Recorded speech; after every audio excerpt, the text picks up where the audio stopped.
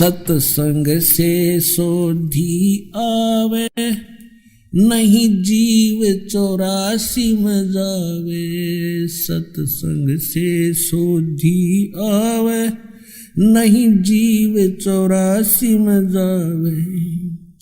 अब मेटो द्वेष और राग, हो राग या उम्र बतेरी जाली। अब मेटो द्वेष और राग, हो राग या उम्र बतेरी जाली। तो इससे हम बच सकते हैं कबीर परमेश्वर की शरण में आने के बाद। फिर इसकी फर्द से हम बाहर हो जाते हैं, इसकी रेंज से बाहर हो जाते हैं। फिर ये उन भक्तों के निकट नहीं आ सकता जो कबीर परमेश्वर की शरण में इस दास के माध्यम से आ जाते हैं और मर्यादा में रहते हैं। कहते हैं जब लग हंसा हमारी आना, काल लगे नहीं तेरा बाणा। जब लग हंस मेरी मर्यादा में रहेगा, काल तेरा कोई अटैक मेरे बच्चों पर नहीं हो सकता। मर्यादा तोड़ देते हैं हम, जिस कारण से दुख पाते हैं। कबीर परमेश्वर कहते हैं अनंत कोट बाजी जहां हम रचे सकल ब्रह्मांड, और कह कबीर मैं क्या करूं यो काल करे जीव खंडे। परमात्मा कबीर जी कहते हैं कि मैंने अनंत करोड़ ब्रह्मांडों की रचना कर रखी है, ऐसे समर्थ हैं हम, और मैं क्या करूं, ये काल मेरे बच्चों को मुझसे खंड कर लेता है, इनका नाम तुड़वा देता है, फिर इन पर अटैक कर देता है, जिस कारण से ये मार खा जाते हैं। परमात्मा कहते हैं जैसे माता गर्भ को राखे यतन बना, और ठेस लगे तक छन हुए तेरी ऐसे भक्ति जा। इस नाम को लेने के बाद ये समझ लेना आपकी आत्मा में भक्ति स्टार्ट होगी, अब बीज पड़ गया। जैसे माता गर्भ को, जैसे किसी बहन को गर्भ रहा हो तो फिर वो रात्रि में या दिन में कितनी सचेत रहती है। रात को करवट लेते समय भी ये सोचती है भगवान कहीं मेरे बच्चे कर दाब ना पड़ जा, दबाव ना आ जा। सुबह भी चलती फिरती है, काम करती है, कहीं ऊंचे नीचे पर पैर ना रखा जा, मेरा बच्चा खराब हो जा। तो कहते हैं जैसे माता गर्भ को रखे यतन बना, और ठेस लगे, झटका लग जावे तो क्षीण हो जावे, ऐसे भक्ति जा। तो मर्यादा के अंदर रहना आपका अति अनिवार्य है।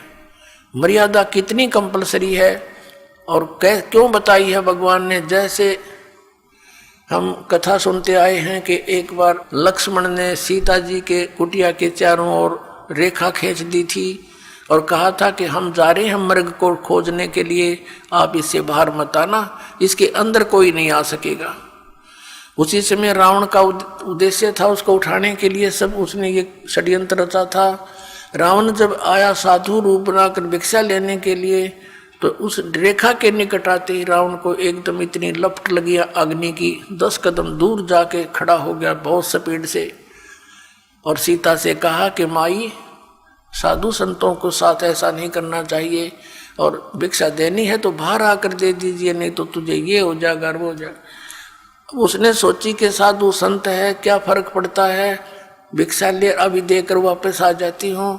उसने रेखा उल्लंघ कर रावण के भिक्षा देनी चाहिए थी, तो वहीं से बाजू पकड़ ली, उठा ले गया और पटक दी वहाँ लंका के अंदर 9 लखा बाग में। अब उसको तो जरा सी लगी क्या फर्क पड़ा है, वो बोली पूछते तो नो कह के इस बार मत जाइए, ना तेरी बिरान माटी हो जाएगी, गिल्ला मारी करावेगी, और वो कर दिया, वही काम करके धर दिया। करोड़ों आदमी मारे गए उस सीता को छुटवाने के लिए, जरा सी बात, और उसके अंदर पड़ी रहती तो उसको क्या बिजली गिरती, धक्के खा के चला जाता रावण। तो पुण्यात्मा रावण समझो काल है, और मर्यादा ये लक्ष्मण रेखा समझ लो, जो नियम बताए गए आपको, फिर ये निकट नहीं आ सकता।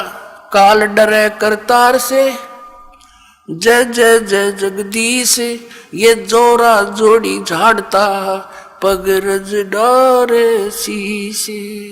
परमात्मा कहते हैं कि काल जो पीसे पीसना, जोरा है पनिहार, ये दो असल मजदूर हैं मेरे सतगुरु के दरबार। कि जब तक आप परमात्मा की मर्यादा में रहोगे या मौत निकट नहीं आ सकती आपके, ना आपके बच्चों के जो मर्यादा में भक्ति कर रहे हैं। और कहते हैं यू काल डरे करतार से। करतार कौन? कबीर सिरजनहार है, अनंत कोट ब्रह्मांड का एक रति निभार। और सतगुरु पुरुष कबीर हैं ये कुल के सिरजनहार। यू काल डरे करतारते और जय जय जय जगदीश। और ये जोरा ये मौत कहते हैं जोड़ी झाड़ता, परमात्मा के जूते झाड़ता है, झाड़ती है मृत्यु। और उस धूल को अपने माथे से लगाती है और कहती है आपकी आज्ञा बिना मैं किसी को कुछ नहीं कर सकती। और परमात्मा कहते हैं काल जो पीछे पीसना, ये इसका नौकर समझो परमात्मा का, यहाँ का 21 ब्रह्मांड का स्वामी ब्रह्म।